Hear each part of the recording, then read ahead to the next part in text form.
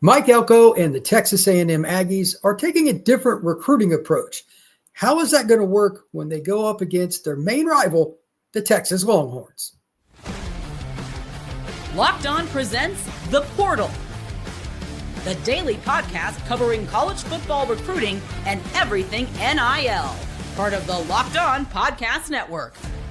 Your team every day.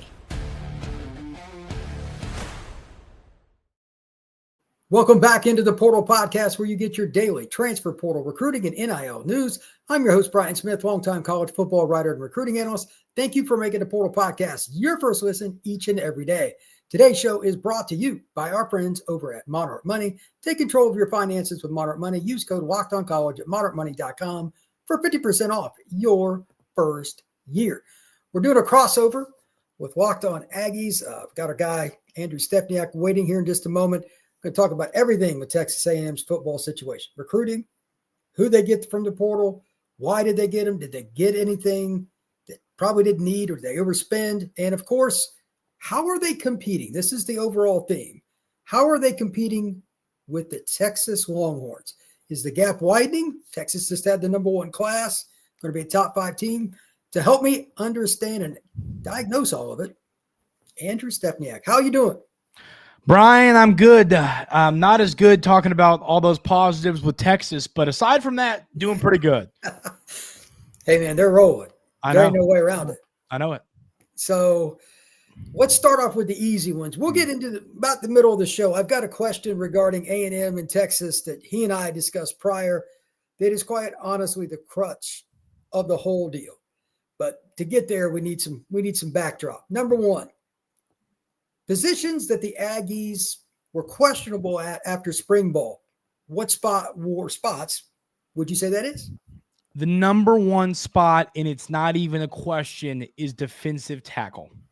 And yes, Texas A&M defensive tackle. Okay, does that sound weird to you? Yeah, something's wrong, or they've got injuries, one or the other.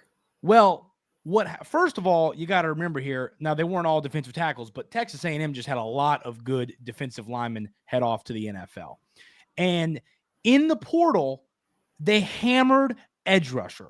They went and got some good guys, Hayes from Colorado, Searcy from Florida, Mpimba from Georgia, some high upside players to come off the edge.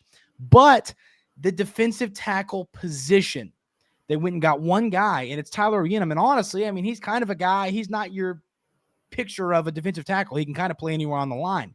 You're really hoping that DJ Hicks, a player I'm familiar with, Brian, because he was a highly recruited guy. He was a top 100 kid by some of the services. Yeah, exactly. And Hicks, hasn't fully, he's been a good player, but he hasn't lived up to the hype surrounding his name. And I think that between him and Albert Regis, there's a lot of belief in those two players. And I'm looking at this roster, and I feel pretty good top to bottom. Defensive tackle, I feel like you're an injury or two away from being in a tough spot there, or at least having to rely on some freshmen, and that's not a spot in this conference you want to be in. I'm going to go ahead and throw something at you from a statistical standpoint. If in Game 5, I don't even know who they play Game 5, if both their defensive tackles can't play for the rest of the year in Game 5, you're looking at a 7-5 season if you got freshmen in the game. Mm-hmm. I don't think it's a debate. Yeah. That's everybody that knows this league knows that. And I guarantee that last game in Austin, they're gonna put one on you if that's the case. Yeah. So you have to be ready any way you can. But to Mike Elko's credit, this is the thing that drives me bananas with teams in the portal. Yeah. He did something smart, and he avoided my pet peeve. Just because you have a need doesn't mean you throw money at garbage. Mm-hmm. The portal in the spring for D-tackle is awful. Yeah. It just is. If you're good, either you turn pro, or the school you're at pays you a ton of money, or you go to Texas Tech, which overspends for everything. Those are the three options. So I'll leave it at that. But A&M didn't take anybody they shouldn't and wasted money. They kept more guys in-house. The biggest thing with the portal is keeping your guys, keeping your chemistry. A&M's trying to shift because they were the poster child of being made fun of because they overspent on guys that were mercenaries. They did. Now that's gone, and I think it's a smart trend for Elko But short term, I didn't know DJ. Who's going to start with DJ at D tackle? I mean, right now across your defensive, honestly, you're kind of in this position where there's like 5 or 6 different players across this defensive line that could all step in there and start. And I mean, in the spring game, we didn't have any questions answered. This defensive line, the Texas A&M next season, I mean, you brought it up. That's why you looked so surprised when I said defensive tackle is a position that I'm a little worried about. At the end of the day, there's a lot of questions left to be answered there, and I don't think we really know yet. We could take a stab and take a guess at some players, and I don't know if that's a good thing or a bad thing. You've got a lot of solid players that are going to fight to play on that edge and on the interior, that defensive line. But honestly, I mean, there's a lot of names in the mix, and I don't think we really know yet. And I don't know whether to be worried about that or feel good about it. And that's kind of a weird feeling for me. You want to have a guy. Yeah. If you're the Aggies, that's kind of how, like, what I mean is not a recruit, but a guy that has proven it, that the coaches are telling their buddies and their boosters about, and it's obvious on game day for the spring game. So if that wasn't the case, that's some pause. That's crazy. But like DJ's got all the talent in the world. And I mean, honestly, like when you sit and you look at this team, if I was guessing, honestly, I think there's a world where Oyenum, the Iowa State transfer, starts with Albert Regis in there. And I think those could kind of be your guys. And then you're obviously going to have Cassius Howell coming off the edge. And then one of the other guys coming off the edge, could it be Hayes from Colorado? Maybe it's Searcy from Florida. Eileen Searcy there. But Oyenum's going to play a lot of football for the Aggies this year. A great run stopper last year at Iowa State. But there's a chance Hicks actually doesn't even end up starting if Regis beats him out. And that's going to be interesting because Hicks, I mean, was a guy, he's been frustrating to be brutally honest with you. I mean, he was a guy that should be in every down. I mean, he was a 5-star elite guy, and he just hasn't lived up to that. And if he doesn't take over that starting spot for Albert Regis this year, you're starting to press the panic button on his career. So he's got a lot to prove over these next 4 months. Okay, that's fair. Yeah. The second question is related to the first. Did A&M meet all of its needs in the portal? Obviously, that's a yes and no because they didn't have a lot to get, but at least they got somebody. Yeah. Besides defensive tackle, though, Andrew, is there anything else they added they needed? I mean, when you look at this, you know, when they added players last year for this roster, receiver, they did a heck of a job. I mean, they did a really, really good job bringing in receivers, bringing in a KC Concepcion player like him, who's going to be an absolute stud this year. Mario Craver, the freshman last year from Mississippi State, another guy. What I like about this coaching staff, Brian, that they've done a heck of a job of, and the previous coaching staff, I'd be getting ready to record and say, hey, the Aggies need an offensive lineman. Okay, why is Jimbo Fisher reaching out to running backs? We already have really good running backs. This staff, we went into the offseason, we need wide receivers. Boom, boom, boom, boom, boom. Hammering the wide receiver position. They've done a good job hitting all the positions they need to. This offseason, it was wide receiver, tight end, and a little bit corner. They only added 2 guys in that secondary, but both great additions. So I think they've done a good job adding at those positions. And that's one thing I like about this staff is when there's a clear issue, they fix it. That's the bottom line. I say this all the time. There are 3 things in your recruiting class. Did you get elite talent? Yeah. Did you meet your needs? And then did you get guys that are at positions of like offensive tackle, defensive end corner? There's spots where if you miss there, you're going to be run out of the stadium against quality competition. Those impact positions or impact players, got to have them. Mm-hmm. If you're meeting your needs, the first thing that's great because if a team sees like you suck at offensive tackle, they're going to attack that guy every play, and it mitigates your other good players. So you're 100% right. This was the answer I thought you were going to give me on question 3. Where do you think A&M is at the quarterback position? And should they have gotten somebody from the portal to compete for, like, that spot gives me the willies at A&M. I don't have a great feeling there. What is your take? This is one where fans are Texas A&M fans and Locked On Aggies listeners yelling at me a little bit. And I'll tell you this, I heading into this offseason, so they went and got Jacob Zeno, a kid from UAB that I anticipated coming in and being that depth piece at quarterback and just being your backup, a veteran guy, whatever. He ends up actually kind of taking the role of the third guy in the spring game as Miles O'Neal, who, I mean, the dude literally has a bazooka cannon of an arm, ends up kind of being the QB2 in that game. But I said going into this offseason, it's very simple. It's black and white. Marcel Reed has the legs to win you 10 football games. He had the arm to win you 7. And that arm has to match those legs. And it'll never match up with his legs. He's an elite athlete. But the arm talent and the accuracy and the decision-making were issues. Colin Klein, his number one goal this offseason was supposed to be developing Marcel Reed as a passer. I try not to read too much into spring games. I really do, because I know there's a lot going on there. You don't have your complete offensive line because some of your guys are on this team and some are on this team and all that. But the eyeball test, right? He could have at least passed the eyeball test as a passer. And to me, and this is a big thing open to debate with Texas A&M fans, he did not pass that eyeball test. And I'm sitting here going, ooh, with to the season knowing I think he's got a long way to go as a passer. Now, I've been very candid. I think Texas A&M with Marcel Reed from last year could win 7 or 8 games. But 7 or 8 games is not what they need to be doing. That you have enough talent to be a playoff team. Marcel Reed needs to continue to develop, and if he doesn't, I think the Aggies go 7-5 or 8-4 and miss the playoff again. Holy cow. Andrew just throwing fire here. We're going to talk about a couple of key games and some other key factors with the portal and A&M. That is next here on this crossover with Locked On Aggies and the Portal Podcast. Did you know your Fire TV is also an Xbox? Turn any TV into your gaming and entertainment hub with Fire TV Stick 4K devices. No console required. Just grab your paired controller, subscribe or sign into Xbox Game Pass Ultimate with EA Play included, and you're ready to go.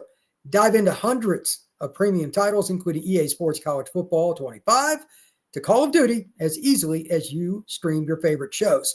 Now, I'm not personally a gamer, but I can speak to this. I use Fire Stick every single day. YouTube, Paramount Plus, there's Disney, there's everything you can imagine, but YouTube TV for football games, anything that you need, you can stream with an Amazon Fire Stick. And there's also this gaming stuff that everybody seems to love. I'm not into it, but if you are, that's their thing as well. So head over to Amazon.com/Fire TV Locked On to get started. Xbox Game Pass Ultimate subscription and compatible controller required.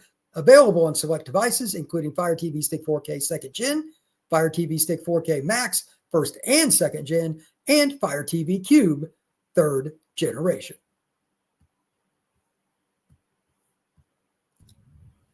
All right, Andrew, now that you've said that the Texas A&M Aggies are the worst team in college football, just kidding.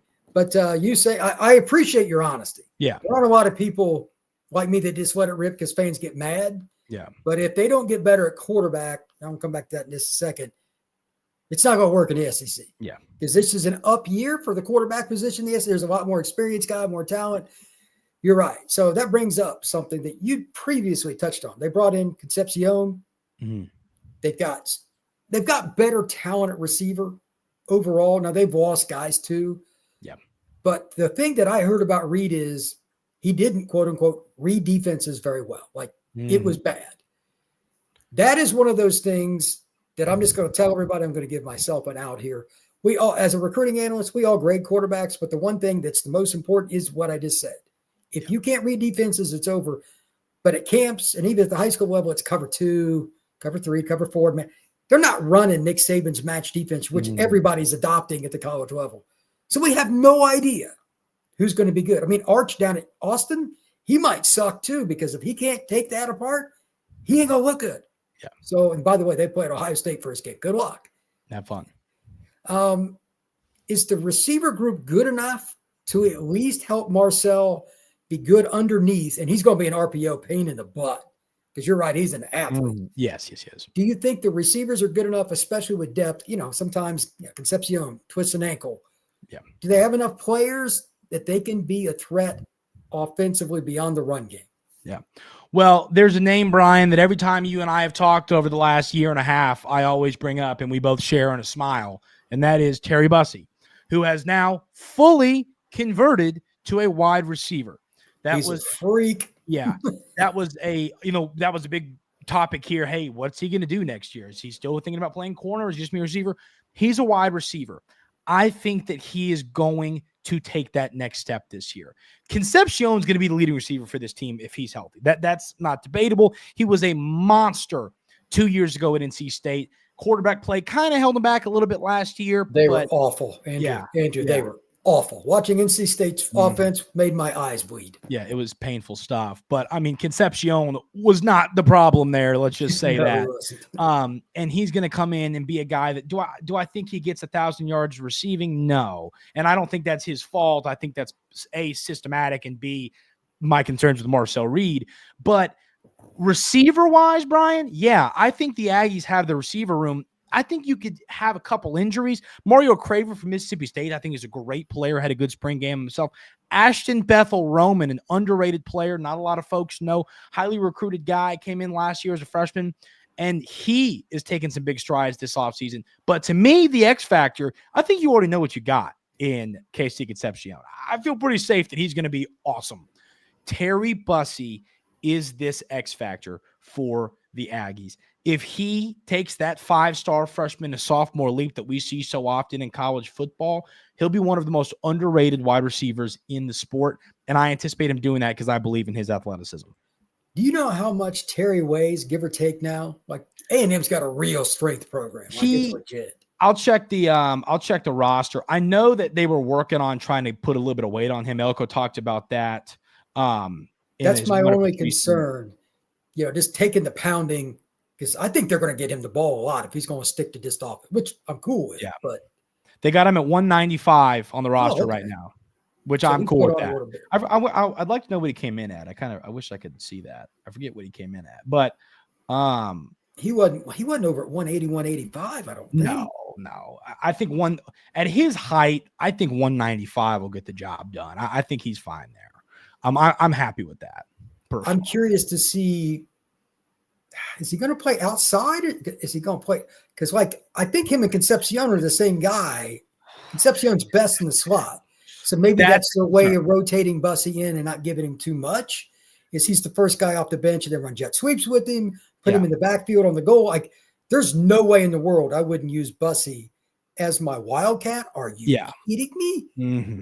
Good luck tackling him after you've had your head beat in down the field by A&M's power game. Yeah. There's a lot of ways to use him, man. He's super exciting player. You're right. Really but you bring up a great question, and it's one that, frankly, I don't know what to tell you right now, because when it comes to slot and outside guys, you lose Noah Thomas, who is, of course, the 6'6" stud wide receiver who's going to have a big year this year, and it's going to annoy me. I'm rooting for the kid, but we could use him on the outside. But, I mean, you look at this wide receiver room, you're sitting here with Terry Bussey listed at 6 foot, Mario Craver, the Mississippi State transfer, listed at 5'10", Isaiah Williams, the kid that's an up-and-comer, listed at 6 foot, Ashton Bethel-Roman, 6'1". I think he can go out there a little bit. Concepcion, 5'11". And then, so you've kind of got a room right here with some guys, TK Norman, the freshman, 6 foot. And then you look at that roster and you say to yourself, you don't got that big outside guy. I mean, who's the boundary? Who's their boundary receiver? They lost when it comes to big guys, you've got the only guy that, I could really sit here and throw at you is Jonah Wilson, the Houston transfer, 6'3". But I will be a little bit frustrated if we have 5 great slot receivers. It's a problem. You know what I mean? Who's going to be the outside guy? I think Bethel-Roman can be that guy. I feel he's 6'1", and but you got to have an outside guy, and that will be an issue. It's all fine and dandy having great wide receivers, but who's going to go outside and win some 50-50 balls? And you know what I mean? That's a concern. It's a concern, but I do believe in Colin Klein to figure it out, because here's the deal. If they needed an outside guy, I think they would have gone and got one. That was my next question. They must be confident in the guy you just mentioned. Yeah. Or else surely you can at least get an FCS kid that's 6'3" to be your third guy. Maybe he doesn't catch more than 30 balls, but he's help you in the run game and screens too. Exactly. Okay. Like when Ted Hurst from Georgia State hit the portal, and he obviously ended up going back to Georgia State. I was like, go get Ted Hurst right now. And then he goes back to Georgia State. But like that would have been the perfect addition right there. Is a great example, but it didn't work out. Any portal sleeper, somebody you think will help them, but may not get the quote unquote fanfare? Oh, yeah, I've got one for you. And I do think he's going to start with Will the Blanket Lee, who Will the Blanket Lee has called him Julian the Blanket Humphrey. The Georgia transfer is a kid that I think, I'm serious. You don't like him? You can tell me you don't like him. Well, I mean, I'll explain in a second, but go ahead. I have mixed emotions on this. Okay. He had a big role last year at Georgia, gets benched. We've heard nothing but good things so far in his time at Texas A&M. And secondary is the number one concern for Texas A&M. Number one, not debatable. Their secondary has been atrocious 2 straight seasons, and there's concerns this year. But, I mean, if you want to talk about someone underrated that I think could come in and improve himself as a player and take that next step, it's Julian Humphrey. It's bold. He could be awful. That could happen. But if you want an underrated guy with a chance to be good, I would have to go Julian Humphrey. Here's my concern. Uh-huh. Obviously, Kirby knows a thing or two about defense. I agree. I do agree. He got benched towards the end of the year for somebody, and I don't know circumstance. I don't know if it was schematic, effort, whatever. Yeah. And then he just was done. Yeah. I'm with you. We've heard good. I'm fully with you. I agree. If Kirby Smart doesn't want you on his team, he knows a lot more than anybody. I mean, Kirby Smart is one of the best in the business. I think you could say the best in the business right now with Saban gone. But Elko said good. It's not just his teammates saying good things, because we hear that all the time. I mean, we've heard good players say good things about bad players all the time because it's their teammates.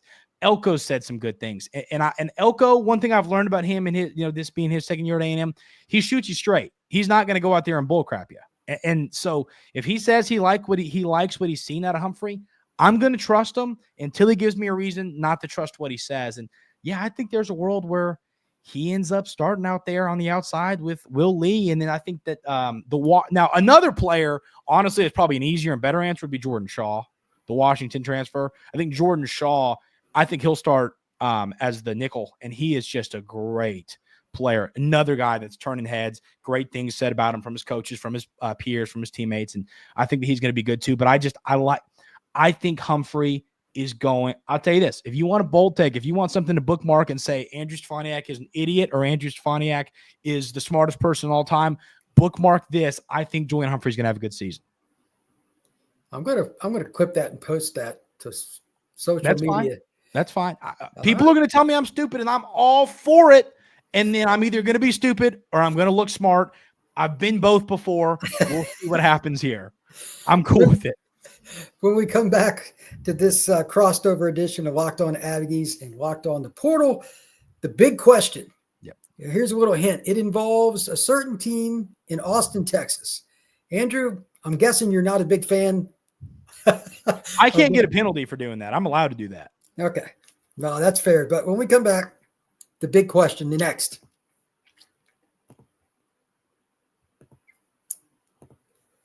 Ever check your bank account and wonder, where did all my money go between dining out, online shopping, and entertainment? It's easy to lose track. That's where Monarch Money comes in, your personal CFO, giving you full visibility and control over your finances. Monarch Money isn't just a budgeting app, it's a complete financial command center. You can track all your accounts, investments, and spending in one place, so you stop just managing your money and start building actual wealth. Instead of just juggling multiple apps, you can also use Monarch to check all your finances in one spot so you can track your spending and even get along with your long-term goals. You can do that also with your partner. Set everything under one account with Monarch so you have it in one place, making it easier for you. Take control of your finances with Monarch Money. Use code LOCKEDONCollege at monarchmoney.com for 50% off your first year. That's monarchmoney.com, code LOCKEDONCollege for half off your first year. All right, Andrew. This one is probably going to be the one that gets clipped the most, even if I'm not the one that does it, but I'm going to do that too, because I'm going to keep this one. Is Texas's talent, now they just had the number one class in recruiting, plus they have a pretty good portal class. It's a little harder to grade spring because there's not as many players, but are they separating themselves from Texas A&M with their overall portal and recruiting? What is your take? Yes, they are. And once again, you're talking to someone. Do you think I want to sit here and say yes to that? No, that's the last thing I want to sit here and say to you right now is respond yes to that question. But at the end of the day, while I sit here and I host Locked On Aggies, I got to tell the truth. And that's the reality right now. And Mike Elko has to close the gap. Right now, technically in 2026, he's ahead. Does it stay that way? I'm not sure. We'll see. He's got a pretty good class right now. He's number 6. I believe Texas is in the 40s, but that's going to even itself out. It is obviously not going to end that way. But yeah, Brian, at the end of the day, I think that this Texas program is doing a heck of a job. And I find it very weird that Texas A&M is going out of their own state a lot right now in the 2026 class. I don't know. I'm not going to sit here and say right now that they're scared of Texas and that's why they're doing it. But Texas A&M and Texas and TCU and Texas Tech and Baylor are all very fortunate. All of these schools are in a hotbed of recruiting. It's the best and or second best, or, Florida, California, and Texas, I think, are the 3 best states for high school recruiting. You're in this state where you can dominate, but right now Texas A&M has 11 commits in the 26 class. 9 of them are not from Texas. I find it weird. Why are we focusing not in our backyard? I've said that. You and I have discussed it. I've discussed it on my own show. But at the end of the day, this is a rivalry, right? This is a rivalry. And we saw it renewed last year. The Longhorns come to Texas A&M and beat the Aggies, of course. And this Texas A&M team needs to close the gap, or it's going to become a wider gap between big brother and little brother. That's just the reality. Texas A&M has to close it. We can sit here and gripe and yell all we want, but you got to narrow that gap. And to this point right now, they're not doing that. The only concern I had with the Texas roster coming into this spring was defensive tackle. Andrew, let me define for you how you make it work for you. You don't sign 1. You don't sign 2. You don't sign 3. You don't sign 4. You sign 5 defensive tackles. Didn't you tell me earlier in the show that the Aggies needed some defensive tackles? Well, I guess the reason they didn't get, because Texas took them all. They got so many good players. They're all in on winning it this year. And I'm sure you know that. Yeah. They may only get Arch for 1 year. That's probably my guess as to why, because if he just goes off, he's probably gone. And they don't have much of a backup quarterback. They're not in a very good spot there either. But their recruiting class was also number 1. And they focused, they go get a few national kid, Florida kid or Georgia kid. Yeah. But they've said, just as you pointed out, we're getting local kids. Now, I'm by no means a Texas fan at all. But I respect what they're doing. They're balancing the portal. They're balancing in-state and out-of-state. To me, Texas is the easiest pick. If you said over the next 5 years, Brian, which program is going to have the most success? I'd bet on the Horns. And again, I'm not a Texas fan at all. Yeah. How do the Aggies fix that? Like, what do they need to do? Do you think the in-state recruiting, is that the biggest, or is there anything else? What can they do? I've talked about this a lot, and this was more, you can't put this on Elko yet. It's too early to put this on him. But I have said for years now, Texas A&M recruits, I think, are beginning to get frustrated. We have a top 5 roster, a top 10 roster in the sport, and we consistently are going 7-5, 8-4. And at the end of the day, if I'm a top 100 recruit and I'm NFL bound more than likely, and my options for similar money are Texas A&M or Texas, and Aggie fans, don't yell at me, but hear me out. I'm going to Texas because they are winning football games. They're making playoffs. They're competing for national championships. I'm not happy about this. I don't want to sit here and say this. The Aggies have to, I think the answer is on the field, personally. We've recruited well for 5 years. 7 years. The recruiting's been great. The winning hasn't been. We've been in the SEC for over a decade now and haven't been to an SEC championship. You had a chance to go to one this year if you beat the Longhorns, and you didn't get it done. And at the end of the day, I think success on the field will lead to will lead to continuing to get elite recruits that want to come play for you. Texas A&M's always going to recruit well, but at the end of the day, if you don't win football games, it won't matter. Well, that was going to be my last question for you, so I'll just make it more specific. Yeah. Yes or no? The Aggies make the playoff this year? I'm going to say no. I'm going to tell you why I'm going to say no. If Marcel Reed would have taken the steps that I was hoping he would have by this time of the year, I would have answered yes to your question. I think it's a tougher schedule than last year, still manageable. You know what I mean? You're not playing Georgia or Ole Miss or Tennessee. I mean, you know what I mean? You've got a pretty manageable SEC schedule compared to some of the teams you could be playing. You're not playing Bama. Like, that's the reality here. So if Marcel Reed would have taken that step, I hate putting this on one player and saying this is Marcel Reed's fault, but he has to get better as a passer. We're not going to be able to win every football game running it down a team's throat. I know Le'Veon Moss is great and Reuben Owens is a good player and you've got a good offensive line. I get all that. But at the end of the day, we're going to have to move the ball through the air some. And if we can't do it with Marcel Reed, and we don't have a backup quarterback that's making a push after Marcel Reed, it's not like there's any kind of competition here. If Marcel Reed isn't good, we will be bad because we don't have a backup that I don't think Miles O'Neill is good enough right now. I think he can develop, but if Marcel Reed doesn't overachieve this year, I still think Texas A&M wins 8 football games. I think they're in the conversation for the playoff in November. Personally, I think they'll be in the conversation, but that Texas game will be there sitting at the end of the year, and you'd probably have to win that game to make it. So right now, I'm going to say no. Ask me again in 4 months if Marcel Reed gets better as a passer and proves that he can do it. I'm probably going to say yes. But right now, because of what Marcel Reed is doing and how he's looking, I'm going to say a painful no. Andrew, I appreciate all your honesty. Tell everybody where they can find your work, my friend. Yeah, I try to be more positive, and if you want to hear more positivity, head on over to Locked On Aggies. This shows me on my channel as well, wherever you get your podcasts, and on YouTube as well. Yeah, it's same here. You can find Locked On the Portal, Spotify, Apple, YouTube, Amazon Music, everywhere you get your podcasts. Please like and subscribe. Give us a 5-star review. This has been The Crossover with Locked On Aggies and the Portal Podcast.